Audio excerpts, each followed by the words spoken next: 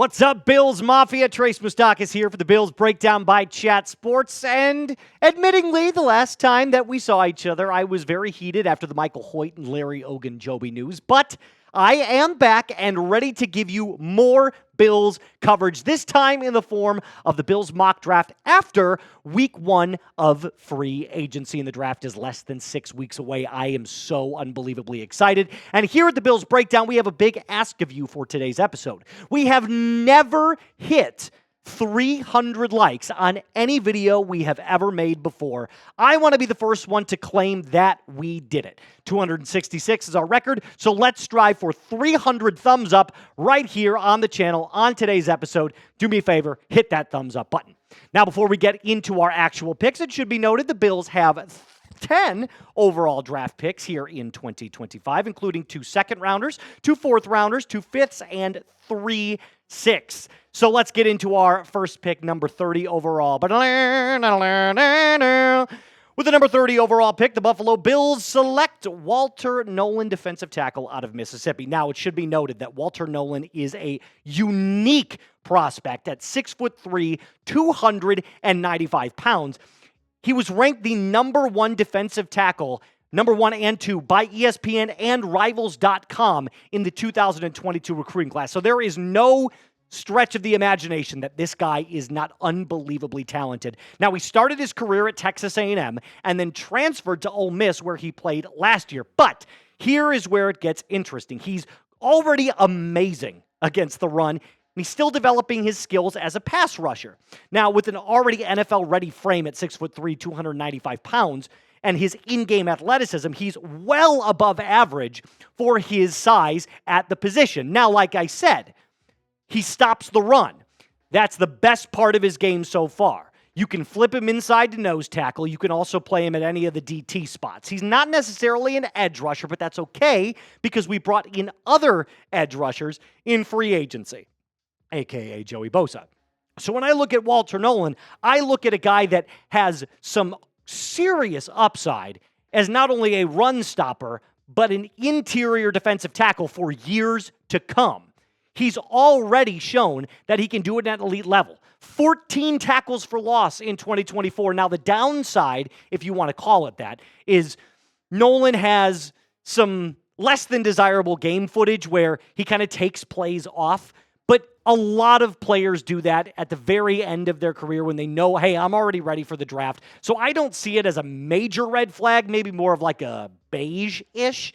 So I'm still willing to roll the dice because of the production that he gives you on the field. But I'm going to ask you this. Do you want to draft Walter Nolan at pick number 30? Type Y for yes. Type N for no. You already know me. I'm penciling in my big fat Y. Coming in our first second-round pick, Landon Jackson. He's a defensive lineman, but he's also an edge rusher. Specifically, the edge is where he played majority of his time with the University of Arkansas. Now, he is a big boy. 6'6", 264 pounds. So he's got this imposing frame, and he's got all of the physical characteristics that you want.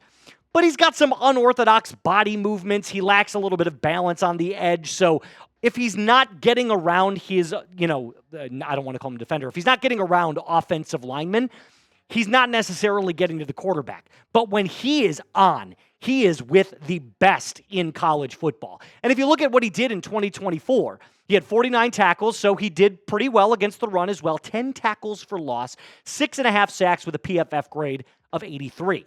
Now, again, the PFF grade is not necessarily something that you have to look at, but he has a lot of characteristics to Landon Hall. And Landon Hall is the edge rusher for the Tampa Bay Buccaneers who exploded in 2024 after a kind of murky rookie season, a less than desirable sophomore year, but then had 7.5 sacks, I believe it was, in 2024. So I kind of look at Landon Jackson as one of those, comparable players. And they've got the same first name, so it just kind of makes sense. So Landon Jackson coming in with the first pick in the second draft for the Bills. Now we get to our cornerback position, and I know all Bills fans are like, you cannot have a Bills mock draft without addressing the cornerback position. Well, Darian Porter is a unique cornerback prospect. he actually started at wide receiver when he got to Iowa State. So he knows how to cover wide receivers because he played the position. So if you look at his stats in 2024, he's not going to blow you away with his production because he's still learning how to play the position. With that being said, for a player that has gone from wide receiver to cornerback, he has been phenomenal. 5 pass breakups, 3 interceptions in 2024. And all of the draft analysts say this guy has probably the highest upside of any cornerback prospect in this draft. And in the right system, aka defensive-minded head coach Doug McDermott, I think you could see a serious growth, an expansion of talent from this kid who understands already how to cover the opposite side because for his entire life, he's been playing the position.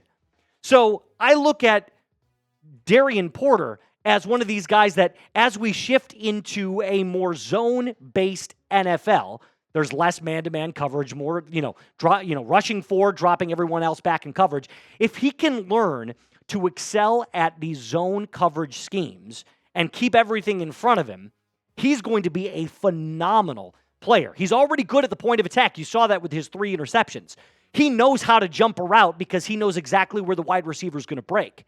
So Darian Porter, second round at pick, I believe it was number 62, is an excellent prospect pick for the Buffalo Bills and a great prospect to replace Kyer Elam, who we traded away to the Dallas Cowboys.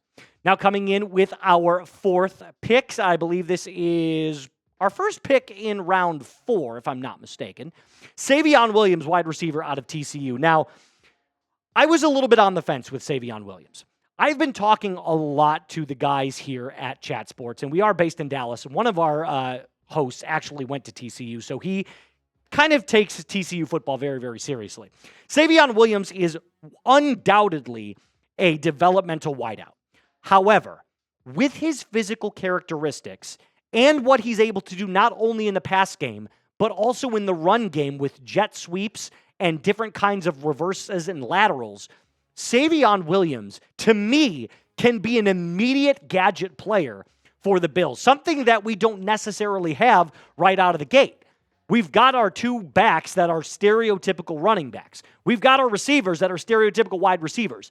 How about a guy like Cordell Patterson who can kind of do both? And that's exactly who Savion Williams is. He's got the draft comp of a Cordell Patterson.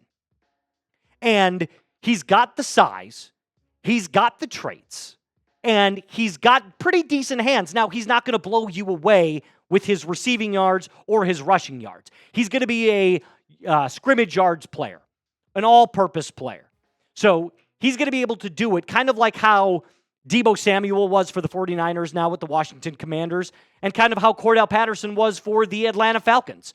You can use him in multiple different ways. Xavier Worthy showed that he can do this at an exceptional level his rookie year. Now, I'm not saying, Savion is going to be Xavier Worthy. He's not nearly as fast.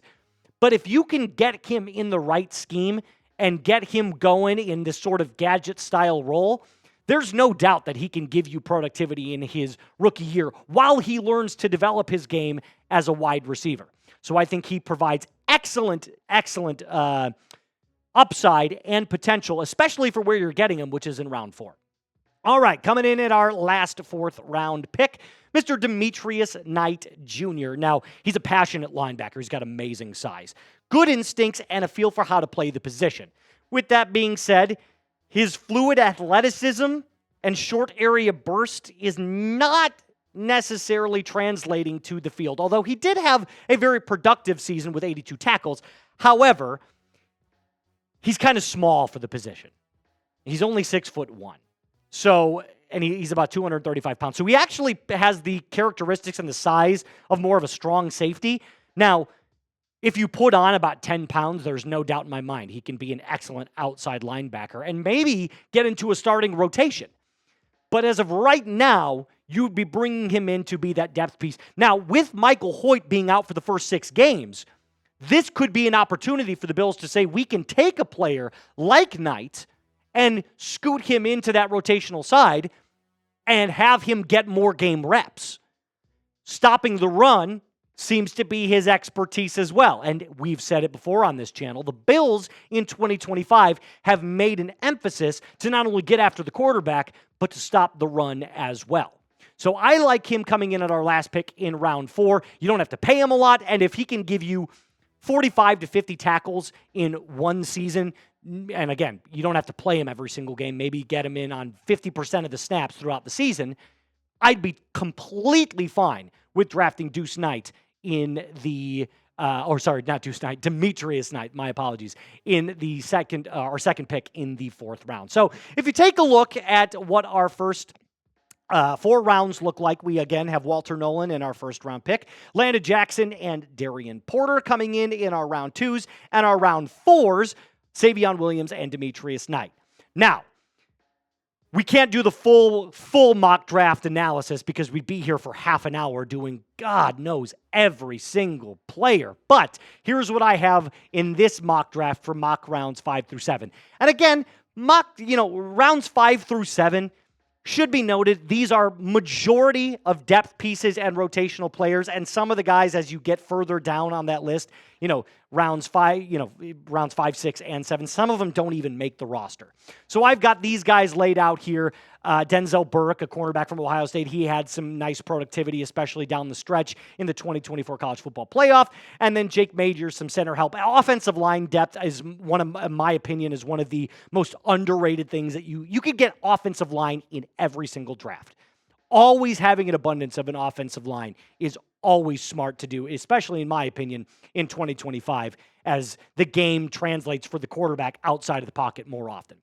So here's what I'm going to ask you to do to grade my Bills' 2nd mock draft. We've done more mock drafts here on the Bills channel, but I specifically have only done 2. If you disagree with what I've done, you can give me less than a C if you would like, but if you like what I did, give me an A, give me a B, and tell me why you think I did a good or bad job. That's going to do it for us on this episode of Bills Breakdown here by Chat Sports. Remember to subscribe, like the video, and share with a Bills fan. We are trying to make this the premier destination for Bills content here on YouTube. And until next time, my name is Trace Moustakas. I'll see you then.